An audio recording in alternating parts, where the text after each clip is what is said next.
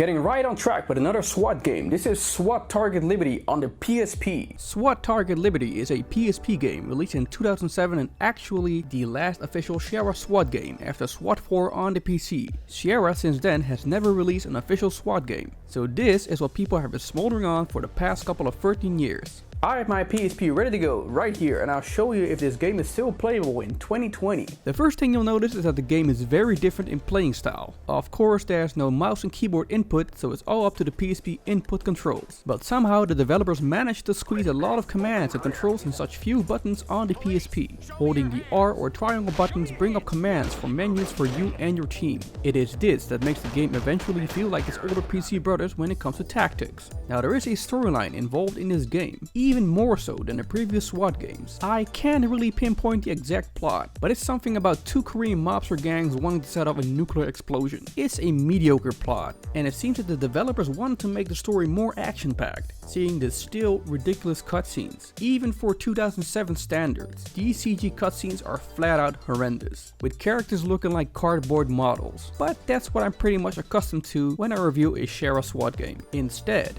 strong points in Sierra SWAT games have always been the gameplay and gripping situations. The real question is, can this portable SWAT game measure up to its PC brethren? Well, that answer is difficult. It's a mixed bag of feelings here. A lot of things feel familiar, and a lot of things are cut out to make its way to the portable system. The game has been simplified in its initial loadout of the SWAT officers. You can choose some other weaponry, but I tested all of them, and there's really no huge difference. Some weapons, like the F2000, shoot faster, and the non-lethal weapons come in two different flavors, semi-automatic or automatic. You do have the standard arrangement of flashbangs and CS gas, but in my opinion there's not enough of them to carry around during missions. Your character, which is named Kurt Wolf, has only one flashbang and one CS gas canister. Your squad mates have the same amount. Seeing as the areas are sometimes huge, it'll become more of a guessing game halfway through a level. I'll explain that later on. Another cut down from its PC equivalent is the fact that you only control 3 operators instead of 4. The real question in this lies in the fact that for such huge missions and operations, this is not realistic. The game even tells you this fact when you go into the art and movie gallery, where you can watch real life videos of how SWAT operators are trained in these so-called kill houses, environments made of plywood. These guys kick doors with like 10 to 12 guys. The game is still playable with just 3 characters though. It's another shortcoming to make it playable for the arcade gameplay and PSP input. Next to making these concessions, there are more. Let me say that the biggest concession they had to make is the camera. By choosing an isometric 3D perspective, you as a player can't see shit in the distance. Every time you enter a large room, none of your SWAT officers can see what's in the distance or right in front of them. The game reacts when you as player view pieces of the area. This resulted in me moving utterly slow inside every room because you can't see an enemy that's a few steps in front of you.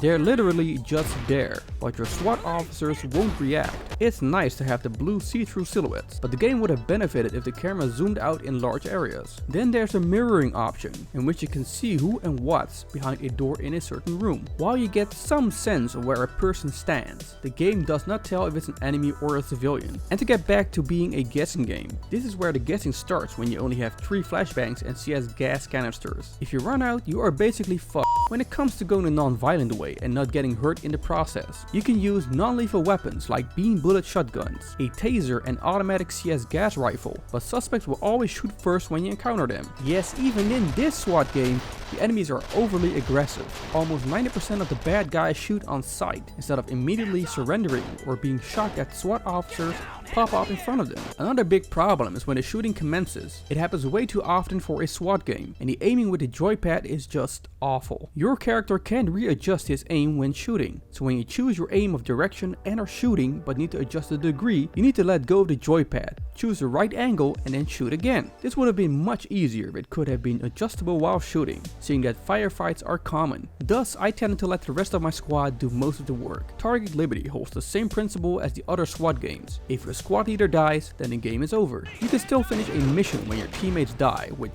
still makes no sense.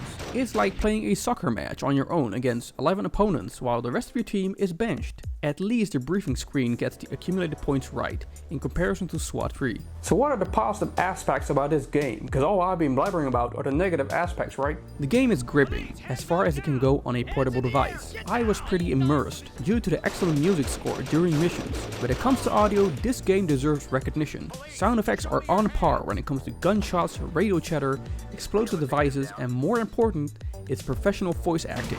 Some of the voice acting from the SWAT officers seems straight ripped out of SWAT 3. The game uses experienced voice actors, with one SWAT member being voiced by Nolan North. Show me your hands, now! Well known for his voice acting, namely as Nathan Drake on Uncharted. Police procedures are correctly portrayed and you will get punished as a player for not following the rules. The in-game graphics are decent enough for its age, although I'd rather have seen better lit environments. Then again, the graphics for the cutscene shows the characters up close, and is not a pretty sight at all. The game is a real challenge on medium settings. It starts off easy the first 3 missions, but in the 4th one the game requires a lot more thought and safety measures. And although the game is a pretty decent procedural game, it still has many flaws. The game gets tiresome after a few missions in. If you're only interested in kicking doors over and over, then this is tailored for you. I personally got less excited after kicking in yet another door for the 20th time. It's pretty repetitive, as there is no other form of gameplay here. This was one I eventually gave up and seen enough. The moment of truth, is SWAT Target Liberty something you will play in 2020? I don't know a lot of people that still own a PSP these days, or can even get their hands on a copy of this game. Target Liberty is fun for a while, and if you ever played the SWAT PC games, then you should definitely give this one a chance. However, if you have the patience and are wanting a game that boasts more content and has more variety, SWAT Target Liberty isn't worth your time, even today, and you should definitely wait for Ready or Not, an upcoming SWAT game that shows a lot of promise. You just watched episode 9 of In Retrospective, a series where I place all the game in its current time frame. Do they hold up? I'll tell you that personally in every episode. Liked it? If so, consider subscribing and tap that notification bell to keep updated. And I'll see you on the next episode of In Retrospective.